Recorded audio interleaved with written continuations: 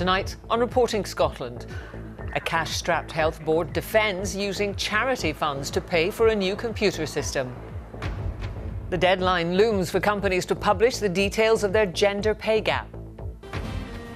Eilidh Doyle makes history as she leads out the athletes at the Commonwealth Games in Australia's Gold Coast. Team Scotland have kicked off their campaign to be the most successful ever at a Commonwealth Games. Also in the programme, residents of a village in East Renfrewshire say their quality of life will be shattered by proposed changes to Glasgow Airport's flight paths.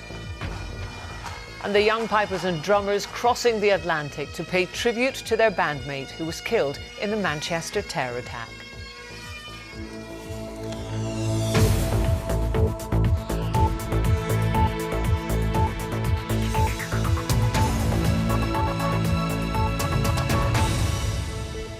Good evening. There are concerns tonight about the way in which a cash-strapped NHS board used charity funds to pay for new computer systems. NHS Tayside is already under pressure after it emerged it had misrepresented its financial performance. Now, a senior MSP is calling for a change of leadership at the board. Andrew Anderson reports. Ninewells in Dundee, NHS Tayside's biggest hospital. To help keep it and other services running, the board's been bailed out on several occasions, with government loans totalling some £40 million. Now it's been revealed that in 2014, NHS Tayside spent more than £2 million it had received in charitable donations on new computer technology.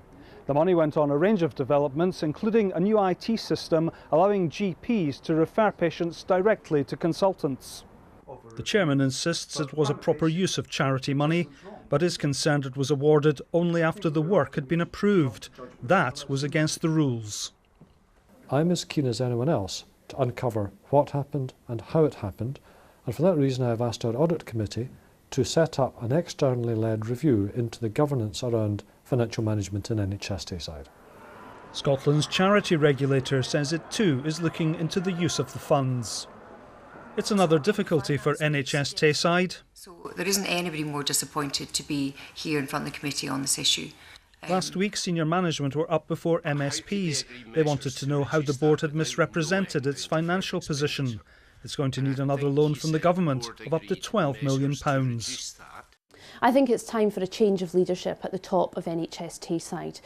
It's clear to me that leadership doesn't have a proper plan about how to sort this financial mess out, and that will impact on services.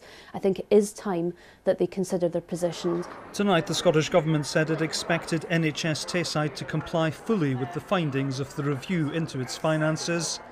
As for the calls for changes at the top, the chairman says he has confidence in the management team. Andrew Anderson, Reporting Scotland, Dundee. Companies with more than 250 employees have until midnight to disclose the difference between the average earnings of men and women who work for them. The vast majority of companies are reporting more is paid to men, some by a wide margin. Well, with a few hours until the deadline, our business and economy editor Douglas Fraser has been looking at the figures in Scotland.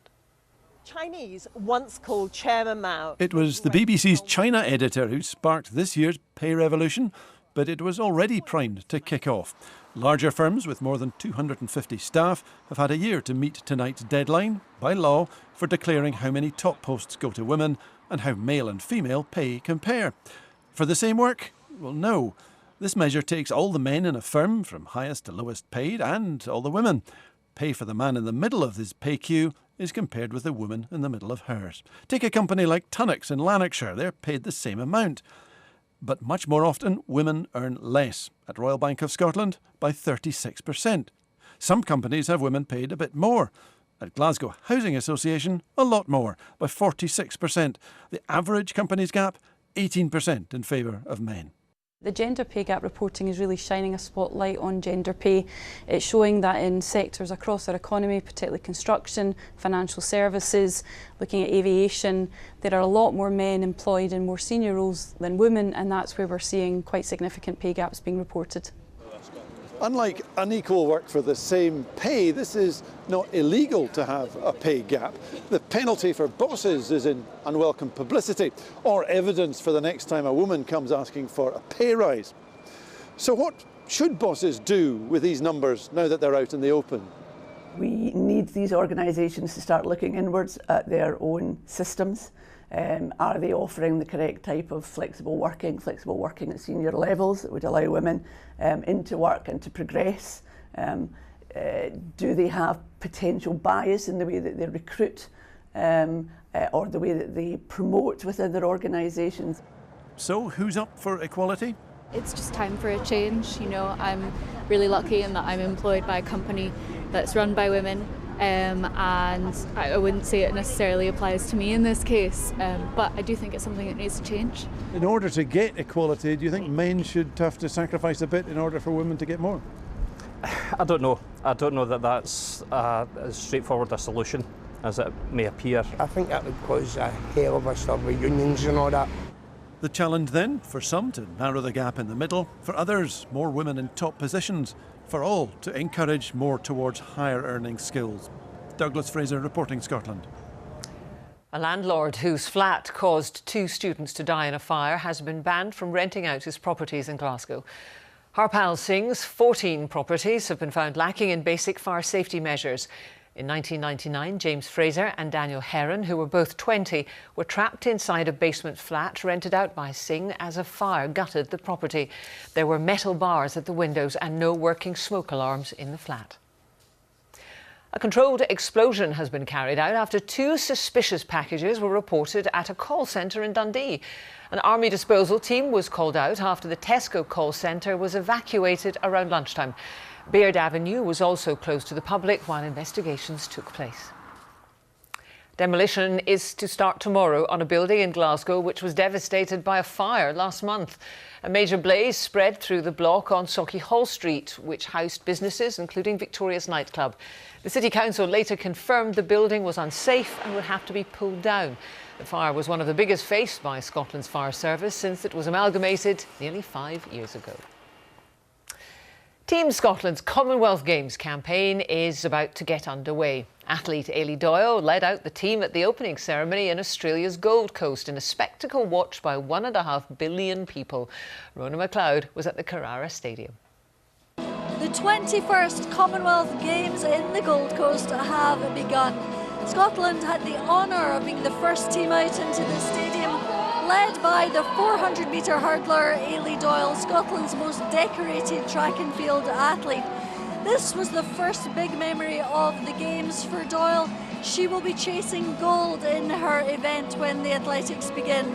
But what lies ahead for the rest of Team Scotland when the action begins tomorrow? Day 1 could be big for Team Scotland's swimmers. They're looking to kick-start these games in medal-winning style. I'm just looking forward to, putting my Scotland hat on again and getting out and racing. I can't wait for those heats on day 1. It's just really looking forward to getting going at this point. The lawn bowlers are traditionally amongst the top performers for Scotland at the Games.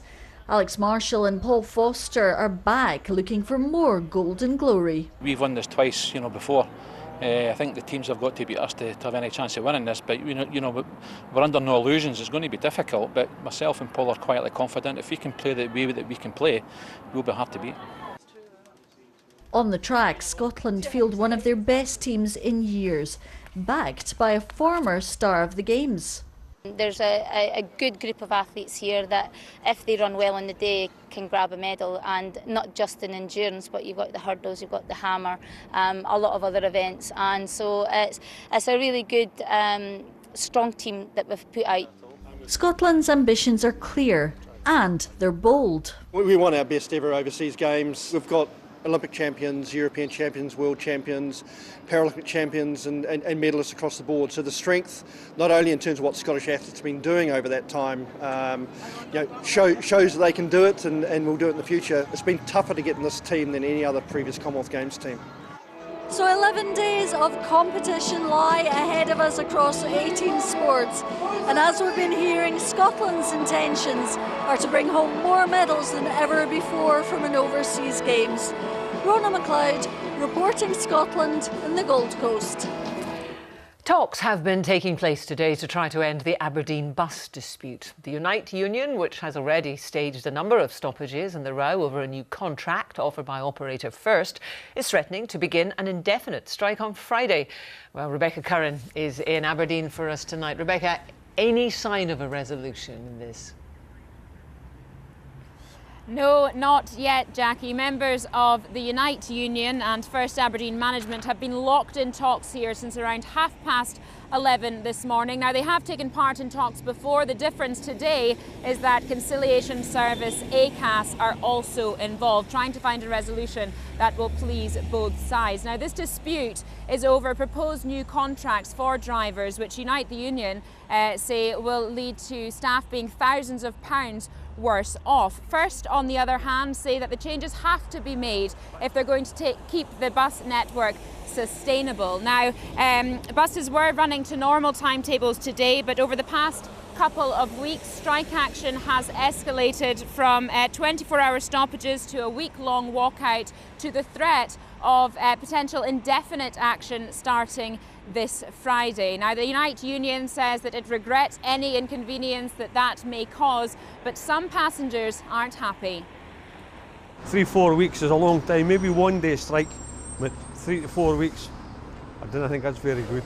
I think that a strike is extremely important for workers' rights, and I think that we should strike more, and I think that they're going about it completely the right way. I feel actually being held in ransom, you know what I mean? You can't do what you want to do, you know what I mean? It's going to be good for taxi drivers. They'll do well into me, because I'm not going to walk up to Concorth. Well, the talks did break up briefly this afternoon, but they resumed again around an hour ago, and that may give some indication that they might be going on long into the night. ACAS can call a recess if they don't think that there's going to be any significant development tonight, but with that threat of indefinite action starting on Friday, the company certainly will be hoping for a resolution sooner rather than later. But it's not just passengers that are being impacted. Concerns have been raised about the effects on local businesses, with some in Aberdeen reporting a drop in footfall and sales, which they claim is as a result of the action. Thank you very much, Rebecca Curran there. It's just after 7:22. A reminder now of tonight's main story. There are concerns about the way NHS Tayside used charity funds to pay for new computer systems. And still to come, the Young Pipe Band heading to the Big Apple to pay tribute to their bandmate killed in the Manchester terror attack. New figures show that Scotland's economy grew in every quarter in 2017, but the growth rate remains sluggish and still lags behind the rest of the UK. The Conservatives say high taxes in Scotland are to blame, but the First Minister says the big threat was Brexit. Well, I'm joined now by our political editor, Brian Taylor. Brian, what more do those figures tell us? The figures, the final quarter of 2017, Jackie, Scottish economy grew by 0.3%, slightly below the UK figure. And taking 2017 as a whole and comparing that with the previous year, again, Scotland lagging behind those UK figures, a UK performance which in itself is frankly less than stellar. Now, in response, the First Minister talks about various initiatives, including a national investment bank. She also defends the Scottish Government's new tax rates with higher bills for higher earners. She says that's designed to counter austerity and to help the economy. But the Scottish Secretary, David Mundell, to whom we've also spoken today, says the very last thing you should be doing at this time is increasing the overall tax burden in Scotland. Those tax rates, Jackie, kick in at the end of this week. I'm concerned that when we see this lower growth, we're also going to see taxes rise in Scotland. I don't think that's the way to encourage growth in Scotland. Scottish Parliament, Scottish Government have a lot of levers to encourage growth, but putting up taxes isn't one of them. Scotland's got a strong economy. You know, we've got almost record low unemployment. In most of the last year, unemployment's been lower in Scotland than the rest of the UK. We've got employment that's close to a record high, higher youth employment and female employment in the rest of the UK. But of course our job is to make sure that we are supporting further growth in the economy, notwithstanding the Brexit headwinds. And Brian, what is the business sector saying about this? Jackie, the business sector in Scotland is pretty disparate. You know, huge companies, wee firms, and they hear that point, they note that point about Brexit. But I think today they're pretty well singing one song. They want all the political leaders to cooperate, to collaborate, and to concentrate on growing the economy. In short, to focus, if you like, on creating wealth rather than spending it. Brian Taylor, thank you.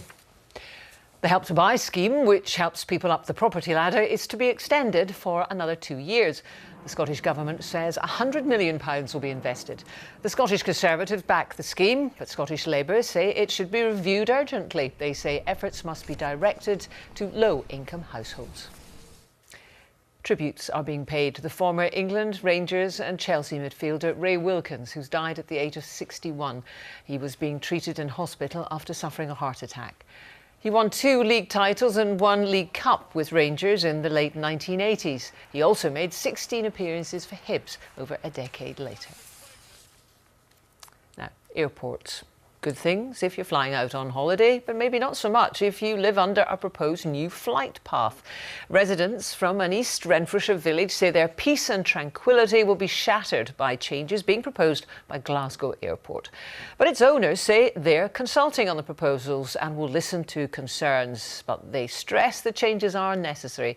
Aileen Clark reports. Uplaw Moor in East Renfrewshire might just be half an hour's drive from Glasgow, but residents appreciate the quiet of this pretty village, a tranquility they fear may soon be shattered. So we are proposing to do a door-to-door canvassing.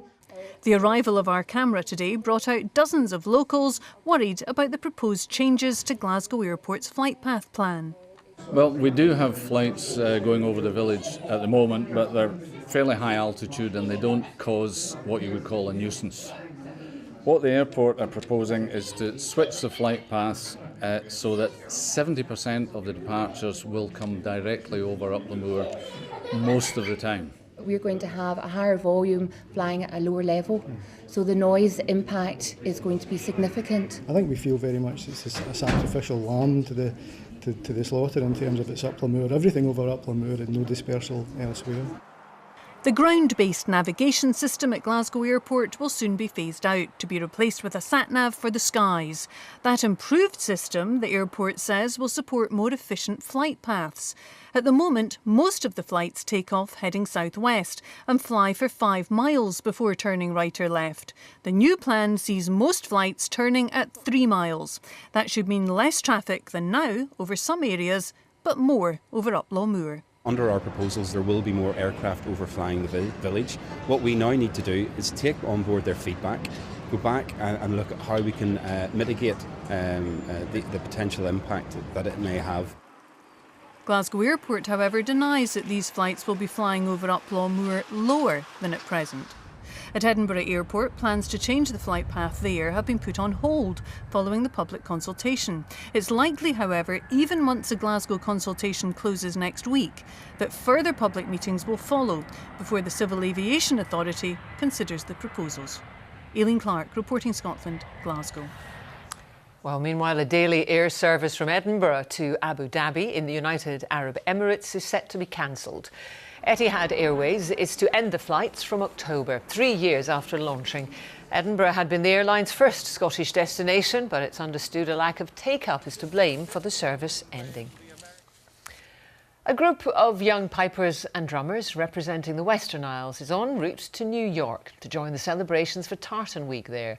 But the trip for the young people from Uist and Barra will also include a tribute to one of their former bandmates, Ailey MacLeod, who was killed in the Manchester terror attack last year.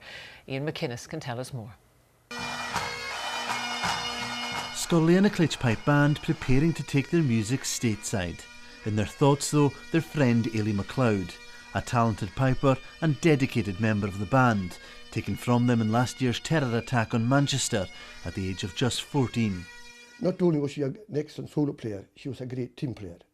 Ailey brought a lot of spirit into our band, and I'm very pleased to say that spirit's very much alive today.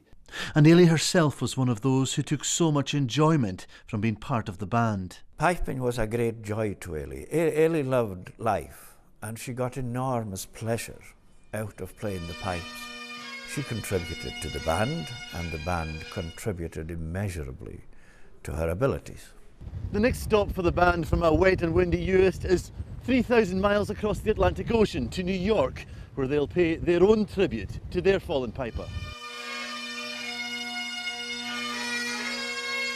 On the streets of the Big Apple, the tune Fair Maid of Barra will ring out, a song praising the beauty of a fair-haired girl from Barra.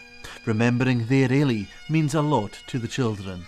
Yeah, I think it's really important to the band that we all remember and that nobody's going to forget, and it's going to be a really good experience going to New York and playing that set. Ailey was a band member and we all were really good friends and all close. So it must be quite emotional playing these tunes. Yeah, but there's also happier parts to it. Yeah, it was important because Ailey was a special person to us. The group flew out earlier tonight to join the celebrations at Tartan Week in New York. The loss of Ailey, though, despite having taken its toll, has also shown the strength of the band. The kids are, they're more resilient than you think. They're so strong. They played at, actually managed to play at Ailey's funeral, and I always maintain that they've got one of the best jobs in the country, but definitely the best kids in the world. But for the family, the band's upcoming trip is bittersweet in a way. We would all love to see Ailey there. The fact that the band has had the courage and the strength to go on is a testament to themselves, and it is an enormous pleasure to see that happening, to see them going from strength to strength, and Ailey's spirit will be with them. Ian McInnes reporting Scotland in Uist. An outbreak of squirrelpox virus has been detected in red squirrels near Dumfries. The condition is usually fatal within 2 weeks. The pox is carried by grey squirrels but is deadly only to native reds. Emergency response measures include removing old feeder boxes in the outbreak area, isolating sick red squirrels and removing greys. Now, there's a warning that tourism is a money-making machine which will destroy Edinburgh's World Heritage Site if it's not better managed. The Old Town Community Council wants a ban on tourist buses and lorries in the historic city centre. Maura Kinneber reports. Edinburgh's medieval streets weren't built for heavy traffic. Choking congestion so bad at times, emergency vehicles can't get through. Some residents and traders want buses and lorries banned here.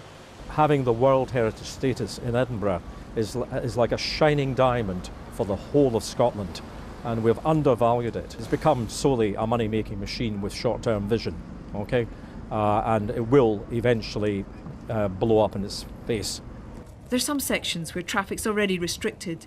The council's reviewing bus routes with operators as part of its city management plan and accepts rising resident and visitor numbers mean more pressure on this protected place.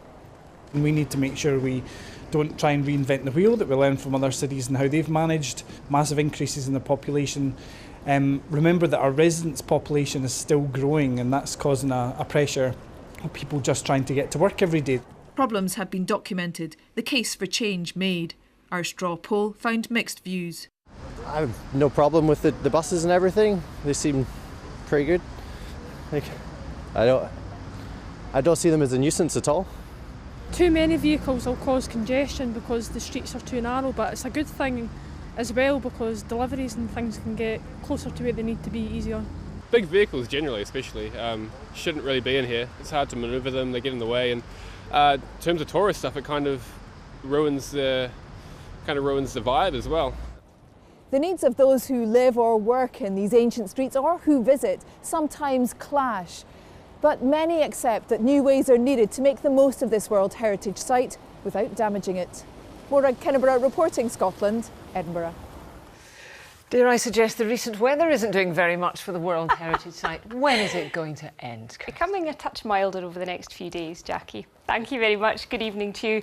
It's been a day of rain, sleet and snow for most of us, not exclusively, however. I think over parts of the Highlands and the islands, we've been enjoying some lovely spring sunshine today in stark contrast. Now this evening and for a time tonight, we'll continue to see some outbreaks of rain, sleet and snow. The snow primarily a high ground feature, making for some tricky driving conditions. However, that will pull away to the south and the east. During the course of the night, it becomes dry for most of us with clear spells, a widespread sharp frost forming and just 1 or 2 wintry showers feeding into the northwest come the end of the night. Ice will be a risk tonight on any untreated roads and surfaces as temperatures fall widely below freezing, perhaps as low as -7 Celsius for some rural parts of the east. Tomorrow, though, promises to be a much drier and brighter day compared with today. A ridge of high pressure moving in, so dry conditions and any showers across the far northwest tending to die out as we go through the course of the day. A closer look tomorrow afternoon. Across the Northern Isles, we may just see the odd wintry flurry. Generally dry and bright, though, with some spells of sunshine. And that is the order of the day across the mainland too. And temperature-wise, up a notch on today's values, around 6 to 9 Celsius typically, with a west to northwesterly breeze, so not feeling quite as bitterly cold as it has done over the last few days. Some high cloud spilling into the Western Isles and western coastal areas, turning the sunshine somewhat hazy.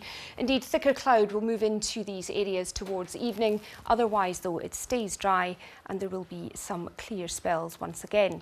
Friday, however, heralds the return to more unsettled weather, strengthening south to southeasterly winds and the rain moving into western areas, especially the driest conditions in the east. That's the forecast. And you were just telling me we are statistically more likely to get snow at Easter. That's correct. Christmas. Yes, and Christmas. Indeed. Yeah. Now you know. You can take that with you. You can also take some closing headlines with you. Here they are. The Foreign Secretary has hit back at claims from Labour that he exaggerated evidence that Moscow was responsible for the Salisbury nerve agent attack after the MOD laboratory said it could not confirm where the chemicals were made. Boris Johnson accused the Labour leader of trying to discredit the UK. There are calls for a change of leadership at NHS Tayside following concerns about the way it used charity funds to pay for new computer systems. The cash-strapped health board is already under pressure after it emerged it had misrepresented its financial performance. Residents from an East Renfrewshire village say their peace and tranquility will be shattered by changes being proposed by Glasgow Airport to its flight paths. But its owners say they're consulting on the proposals and will listen to concerns, but changes are necessary. And that's Reporting Scotland's. Our next main bulletin is at 10:30. Until then, from everyone on the team, enjoy your evening. Goodbye.